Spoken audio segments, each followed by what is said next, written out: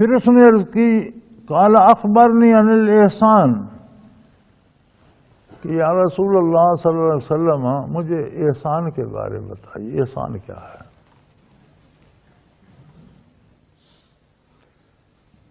قال ان تعبد اللہ کأنک تراہ فإن لم یکن تراہ فإنہ یراک۔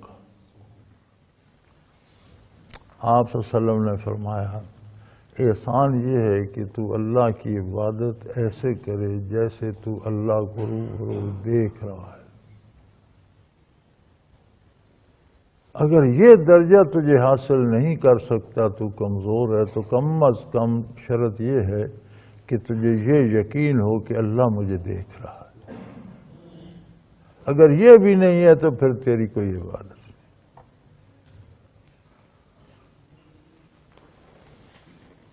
یہ احسان ہے، یعنی اسلام کے 3 حصے ہیں: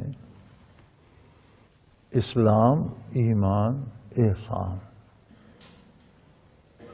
عقیدہ، عمل اور ذکر الہی، تصوف، احسان و سلوک۔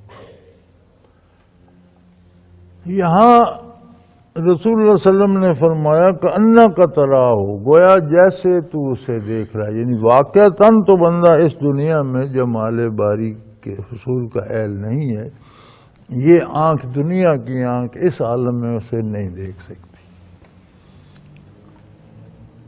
اللہ کے نبی عظیم المرتبت اولی العزم رسول موسیٰ علی نبینا علیہ الصلوۃ والسلام نے عرض کی بار الہ، جب شرف کلامی سے مشرف ہوئے تو بات کرتے کرتے ایک جذبہ دل میں پیدا ہوا۔ وہ کہتے ہیں نا تو سامنے آ میں سجدہ کروں تب لطف ہے سجدہ کرنے کا۔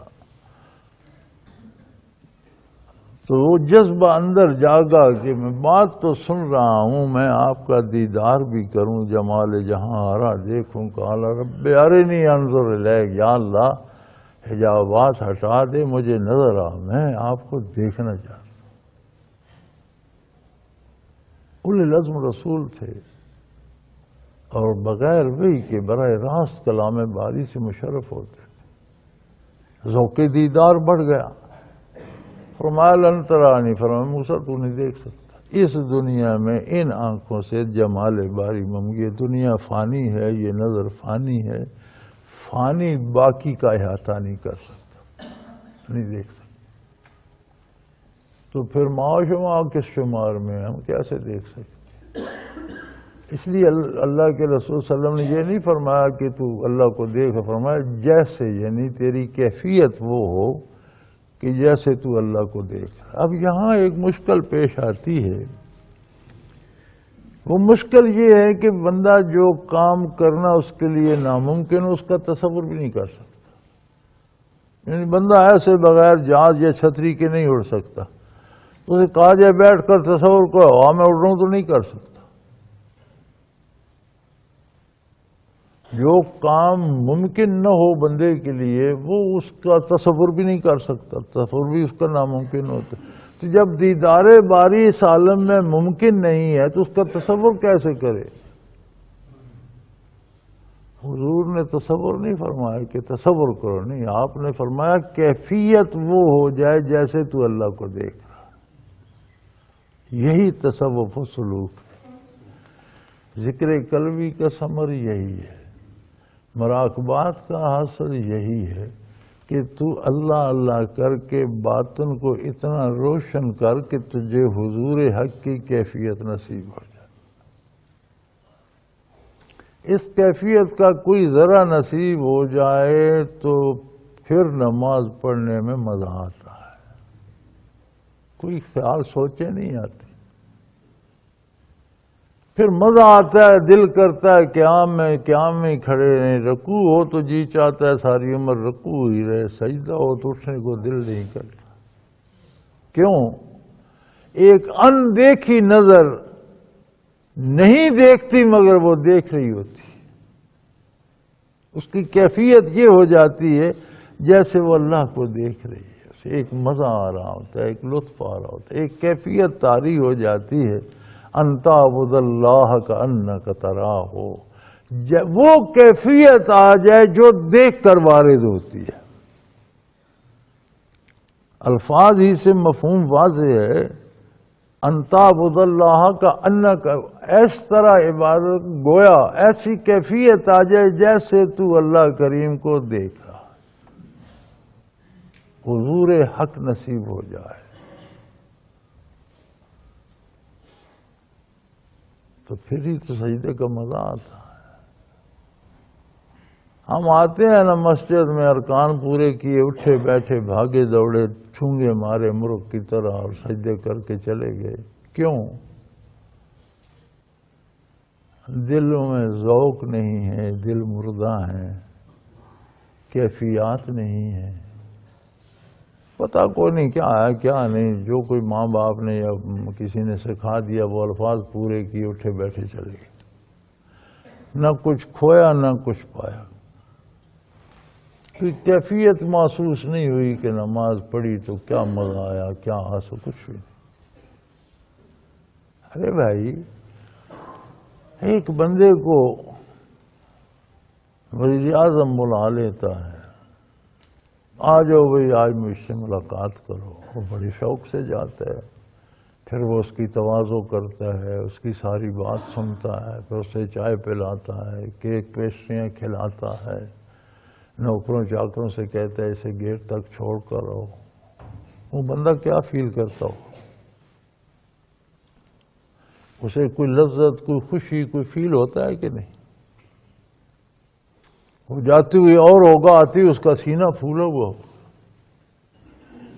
تو وزیر اعظم تو ہماری طرح مخلوق ہے، عاجز ہے، محتاج ہے. جسے اللہ بلائے، آؤ آؤ میرے ساتھ بات کرو. مؤذن کھڑے کر دیے، آواز دو، دور تک پہنچاؤ، حی علی الصلاۃ، حی علی، آ جاؤ نماز ادا کرو. سب بہتری اسی میں ہے. اللہ خود ہر کارے کھڑے کر کے بلا رہا ہے، آ جاؤ سب آ جاؤ.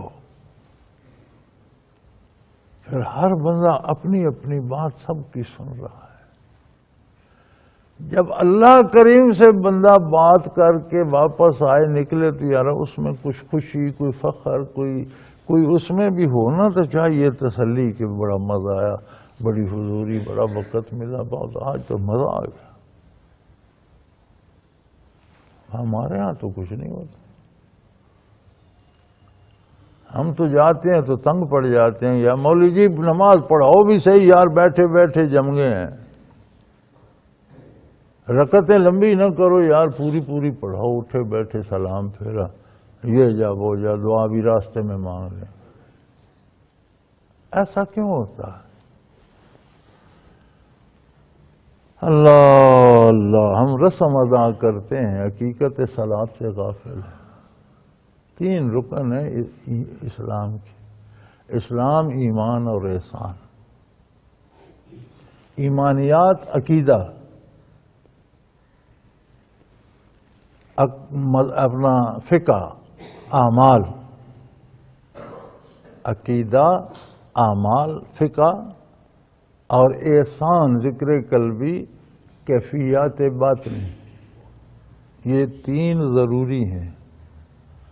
فرض 3 ہے مغرب کی نماز کے. کوئی 1 رکعت نہیں پڑھتا، 2 روز پڑھتا رہتا ہے، نماز ہو جائے گی. اسی طرح اسلام کا بھی 1 رکن چھوڑ دیا جائے تو مکمل نہیں. تو پہلے لوگوں سے چھوٹ جاتا تھا، اب زمانہ اتنے دور چلا گیا ہے کہ لوگ اس پر تنقید کرتے ہیں اور ثبوت مانگتے ہیں. وہ جو 2 رکن پہلے آپ کو کس نے بتایا؟ رسول اللہ صلی اللہ علیہ وسلم نے. تو تیسرا رکن بھی تو وہی ارشاد فرما رہے ہیں، اور ثبوت کیا چاہیے؟ جس ہستی نے تمہیں ایمان اور عقیدے سے مطلع کیا، جس ہستی نے تمہیں فقہ اور اعمال کا سارا خزانہ دیا، وہی تو فرما رہا ہے کہ تو جب کھڑا ہو تو وہ حضوری کی کیفیت تجھ پر وارد ہو جائے جیسے تو اللہ کو روبرو دیکھ رہا ہے. وہ ایک کیفیت اندر دل میں، سینے میں وہ انوارات، وہ تجلیات، وہ کیفیات وارد ہو جائیں۔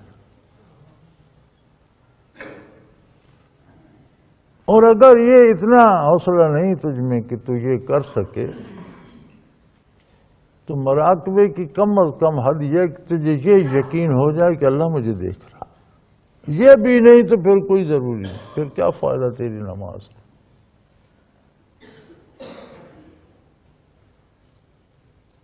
اور اگر ہم 4 بندے بھی اکٹھے ہو جائیں نا تو ہم بڑے ارکان آرام سے ادا کرتے ہیں کہ یہ کہیں گے اس نے کیا کیا ہے، انہیں یہ کہیں ٹھیک پڑی ہے۔ اگر ہمیں یقین ہو اللہ کریم دیکھ رہے ہیں تو کیا ہم نماز مزے سے سکون سے پوری سمجھ کر نہیں پڑھیں گے؟ یہ کم از کم درجہ ہے کہ یہ یقین تو ہو کہ اللہ کریم مجھے دیکھ رہے ہیں۔ تو بڑی تفصیل لکھی ہے علماء حق نے، وہ فرماتے ہیں کہ احسان و سلوک جو ہے یہ دین کا جز ہے، اور یہ 3 جز حدیث جبریل کہتے ہیں، مشہور حدیث جبریل سے۔ ایمان یعنی عقائد، اعمال، اور کیفیات قلبی، تصوف و سلوک۔ یہ تینوں 3 رکعتوں کی طرح ہیں، جس طرح 3 وتر ہیں۔ کوئی 2 پڑھ لے تو وتر نہیں ہوتے، 3 فرض ہیں مغرب کی، کوئی 2 پڑھ لے نماز نہیں ہوتی۔ اسی طرح اگر تیسرا رکن چھوڑ دیں گے تو جیسے آپ نے پڑھی جیسے نہ پڑھی نماز ادا نہیں ہوگی۔ آپ کا اسلام مکمل نہیں ہوگا۔ یہ تینوں ایک سے ضروری ہیں۔ امام مالک رحمۃ اللہ تعالی علیہ فرماتے ہیں کہ تینوں اشد ضروری ہیں۔ اگر کسی نے احسان و سلوک اور تصوف پہ محنت کی لیکن اس نے فقہ نہیں پڑھی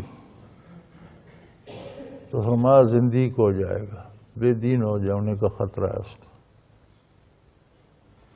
اگر کسی نے فقہ پڑھ لی، ساری عمر عمل کرتا رہا اور تصوف نہیں پڑھا، بدکار ہو جائے گا۔ سارا ظاہری علم پڑھ لیا، علوم باطنی کیفیت قلبی حاصل نہیں تو امام مالک فرماتے ہیں کہ بدکار ہو جائے گا، گناہ گار ہو جائے گا، گناہ کرے گا۔ اگر کسی نے دینی علوم بھی حاصل کیے، کیفیات قلبی بھی حاصل کی، تو اس نے علم کا حق ادا کیا، وہ اللہ کا بندہ بنے گا۔ اور یہ سب کچھ آج ہمارے سامنے ہے، ہم دیکھ رہے ہیں۔